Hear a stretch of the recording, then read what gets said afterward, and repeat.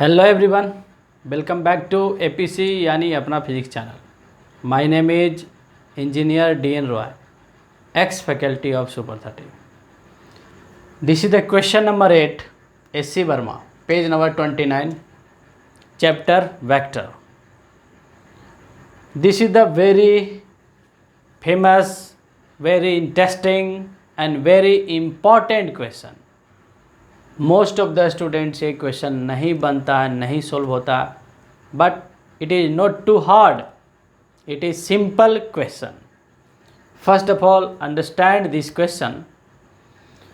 अ carrom board 4 feet into 4 feet square, एक carrom board है 4 feet into 4 feet square है, has the queen at the center, and उस carrom board के center में queen है। The queen hit by the striker, and queen को striker से hit किया जाता है, moves to the front edge, और फ्रंट एज की तरफ मूव करता है, रिबाउंड्स उससे रिबाउंड करता है, and goes into the hole behind, and front edge के पीछे वाले होल में जा कर के चला जाता है, striking the line.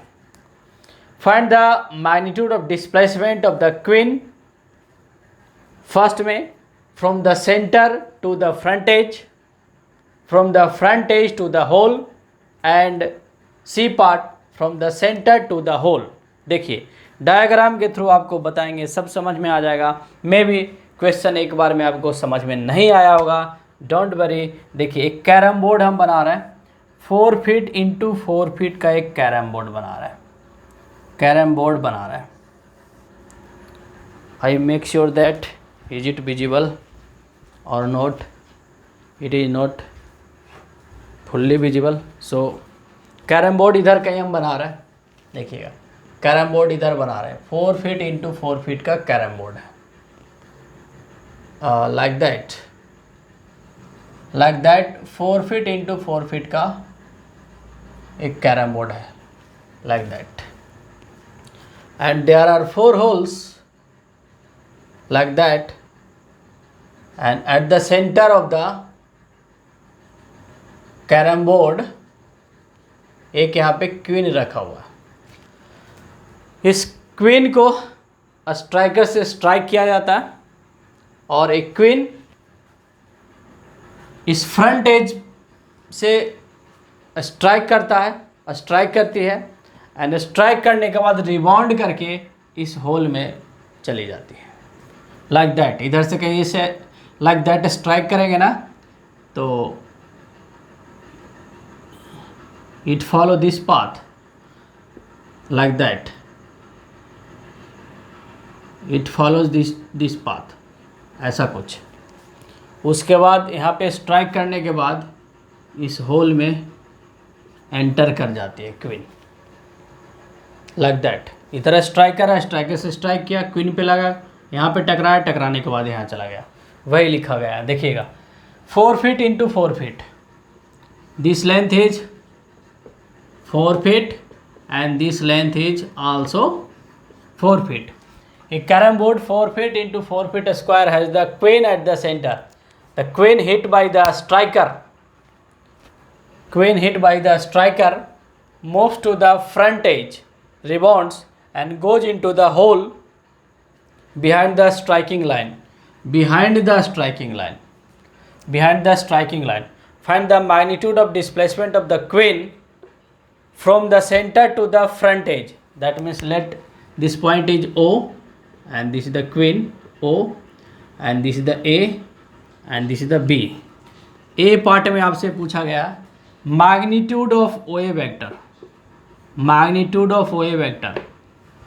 Centre to the front edge, queen का कितना डिस्प्लेसमेंट हुआ, क्वीन ने कितना डिस्प्लेसमेंट कवर्ड किया from the centre to the front edge, OA vector का मैग्नीट्यूड ऑफ ओए वेक्टर, ठीक है।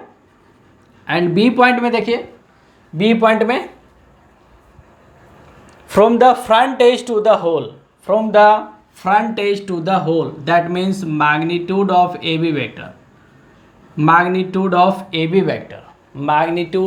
AB vector from the center to the from the centre to the front edge and B में from the centre to the hole and C में from the centre to the hole, from the centre to the hole magnitude of this vector. C में आपसे पूछा गया है, C में magnitude of O B vector, magnitude of O B vector, magnitude of A B vector क्या होगा, magnitude of O B vector क्या होगा। फिर से देखिए, this is the carrom board 4 feet into 4 feet, एक क्वीन है सेंटर में रखा गया, एक स्ट्राइकर से इसको स्ट्राइक किया जाता, तो इधर कहीं स्ट्राइक करने के बाद इस होल में, और अगर इधर आप बनाएंगे ऐसे बनाएंगे तो ऐसे स्ट्राइक करेगा और इस होल में आ जाएगा। आप इधर भी बना सकते हैं लाइक दैट, लाइक दैट, ऐसे भी बना सकते हैं। ओके, तो आपसे पूछा गया center to the front edge कितना डिस्प्लेसमेंट कवर करेगा queen, and front edge to the hole कितना डिस्प्लेसमेंट कवर करेगा, and center to the hole कितना डिस्प्लेसमेंट कवर करेगा। यही तो क्वेश्चन है। So simple, simple, not so simple but simple. देखिए, तो इसको इनिशिएट कैसे करेंगे, इसका इनिशिएटिव कैसे लेंगे, इसको स्टार्ट कैसे करेंगे हम। तो एक सिंपल सा इसमें कंसेप्ट लगाना होगा हमें। जब यहाँ पे कोलिजन हुआ तो ड्यूरिंग कोलिजन एक सिंपल सा लॉ फॉलो होगा, angle of incidence equal to angle of reflection. Light का सिंपल सा लॉ फॉलो होगा। कहीं भी आप कोलिजन देखते हैं, अगर कोलिजन परफेक्ट इलास्टिक कोलिजन हो तब, दैट मीन्स कहीं कोई एनर्जी का कोई लॉसेस नहीं हो तब। अगर बॉल को आप ऐसे एंगल पे फेंकते हैं ना तो एंगल पे उधर जाती है, अगर सीधे ऐसे बॉल को फेंकते हैं ना तो सीधे ऊपर बॉल आता है। That means approximately laws of reflection को फॉलो होता है ड्यूरिंग कोलिजन। तो यहाँ भी लॉज ऑफ रिफ्लेक्शन फॉलो होगा। That means this angle, this angle I must be equal to this angle R. So simple. Assume that this is the light, this is the incident ray, and this is the reflected ray, and this is the normal. This is the normal. You may imagine this is the normal. This is the angle of incident, this is the angle of reflection. बस एक simple सा एक concept अगर आपके mind में strike कर गया, then you can solve this questions. That's it. और इस क्वेश्चन में कुछ है ही नहीं। देखिए, इसको आगे अगर आप ऐसे बढ़ा लेंगे नॉर्मल को, suppose that this distance is x, that means this is x, then what would be this distance, obviously 2 - x। Why 2 - x, ये डिस्टेंस 2 - x क्यों हो जाएगा, because this is the 2 feet, 4 feet का है तो 2 फीट आधा हो गया, 2 फीट आधा हो गया, 2 फीट इधर, 2 फीट इधर, 4 फीट, ये भी 4 feet, 4 feet, 4 feet, 4 feet. Okay, तो आपने इस डिस्टेंस को x मान लिया, दैट मीन्स ये डिस्टेंस x हो गया, तो ऑब्वियसली इधर वाला डिस्टेंस क्या हो जाएगा, 2 - x हो जाएगा। और ये एंगल बराबर है, तो you may write, you can write tan I equal to tan R। tan लिख सकते हैं ना, tan I equal to R लिख सकते हैं। एक्चुअली क्या लिखेंगे, I is equal to R, तो दोनों साइड हम tan लगा सकते हैं। एक्चुअली क्या लिखेंगे, from the laws of reflection I is equal to R, that means tan I is equal to tan R, tan I is equal to tan R लिख सकते हैं।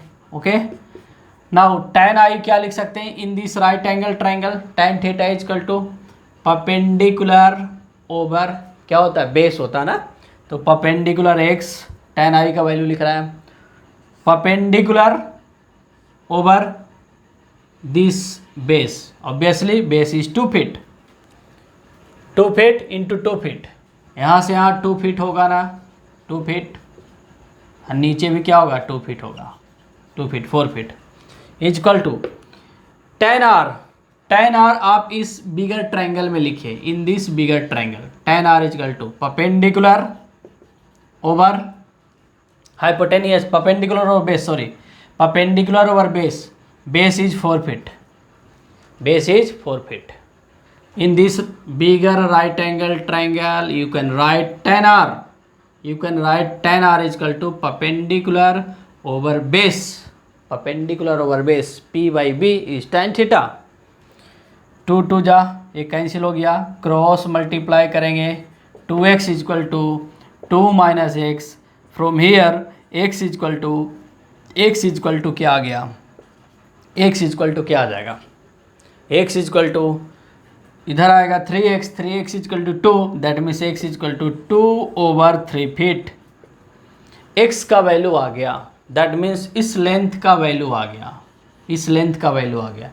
तो इधर का लेंथ का वैल्यू क्या होगा, दैट मीन्स 2 माइनस एक्स का वैल्यू क्या हो जाएगा, 2 माइनस एक्स का वैल्यू 2 माइनस 2/3। एक्स का वैल्यू आ गया, इसको सोल्व करेंगे तो एक्स का वैल्यू दैट मीन्स इतना पार्ट आ गया। Then what would be this part, obviously 2 minus X, obviously it is 2 minus X. So put the value of X 2 minus 2/3 6, that means this is 4/3 feet. Okay, अगर आप दोनों को आप add करेंगे 2/3 4/3 तो 2 फीट ही आएगा ऑब्वियसली। देखिए 4 + 2 6, 6 डिवाइडेड बाई 3 2 फीट, पूरा लेंथ 2 फीट आ गया ना, x आ गया। तो जब x आ गया, this is the 2 feet, this length is 2 feet, this length is 2 feet, this is 2 feet.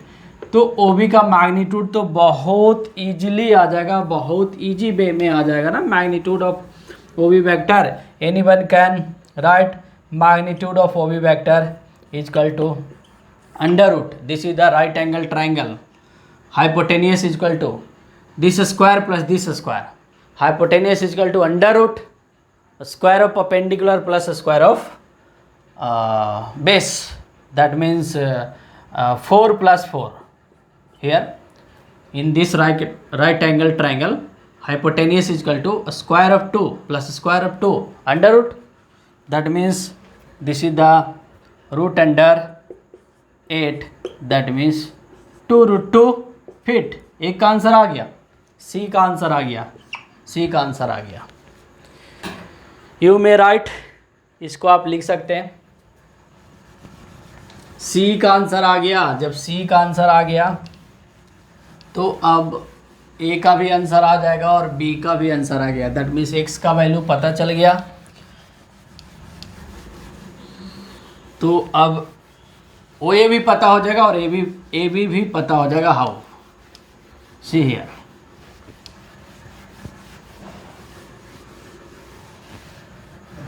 Now अब हमें क्या फाइंड करना है, magnitude of OA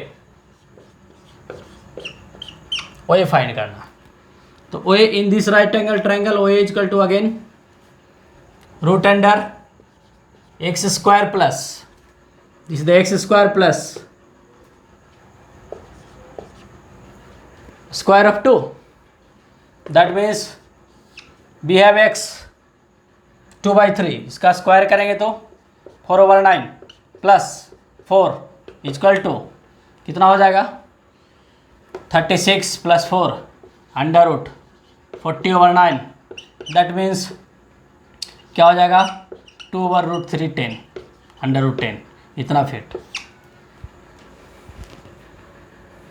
OA this length आ गया।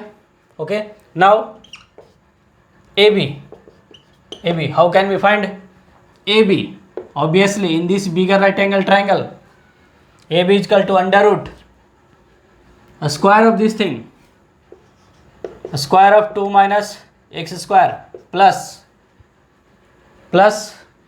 Square of this thing plus square of this, that means square of 4, square of 4। Solve this, you will get the answer. Value of 2 minus x is here, 2 minus x is 4/3, squaring 4/3, 16/9 plus 16 कितना हो जाएगा,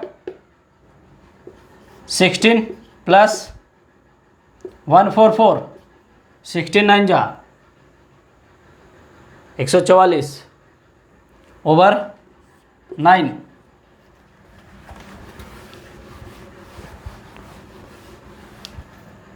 equal to root under कितना हो जाएगा,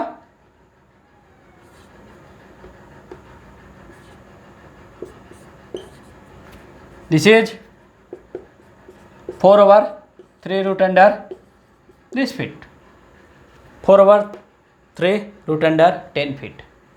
okay, तो देखिए OA vector का magnitude कितना आया 2/3 √10 feet.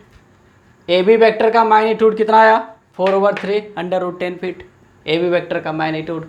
And O B vector का मैग्नीट्यूड, ओ बी वेक्टर का मैग्नीट्यूड तो यहीं पे आ गया था, ओ बी वेक्टर का मैग्नीट्यूड निकाले थे, ओ बी वेक्टर का मैग्नीट्यूड 2² + 2² दैट मीन्स 2√2। देखिए आंसर मैच कराइए, बहुत इंपॉर्टेंट क्वेश्चन है, मैक्सिमम स्टूडेंट्स ये क्वेश्चन सोल्व नहीं होता है। आई होप आपको समझ में आया होगा। This is the question number 8। Question number 8 का देखिए answer match 2/3 feet, 2/3 feet and 4/3 feet, 4/3 feet and 2√2 feet and yes 2√2 feet. Match the answer, match कर गया आंसर। तो आई होप आपको समझ में आया होगा। इसको आप एक बार प्रैक्टिस कर लेंगे। इसमें एक ही चीज़ है जो स्टूडेंट को अगर स्ट्राइक कर गया that means I = R, angle of incidence = angle of reflection. Light का कंसेप्ट इसमें थोड़ा सा लगा, बिकॉज कहीं भी परफेक्टली इलास्टिक कोलिजन होता है ना तो लॉज ऑफ रिफ्लेक्शन फॉलो होता है, laws of reflection that means I = R। कहीं भी परफेक्ट इलास्टिक कोलिजन होना चाहिए, लेकिन आइडियली कोई परफेक्टली इलास्टिक कोलिजन होता नहीं है, but you can assume that perfect elastic collision. That means पढ़ेंगे क्लास 11th में पढ़ेंगे what is perfect elastic collision, what is the in elastic collision. Okay, तो आई थिंक आई होप ये video अच्छा लगा होगा। दैट मीन्स एक question आपको समझ में आ गया होगा। And thanks for watching this video.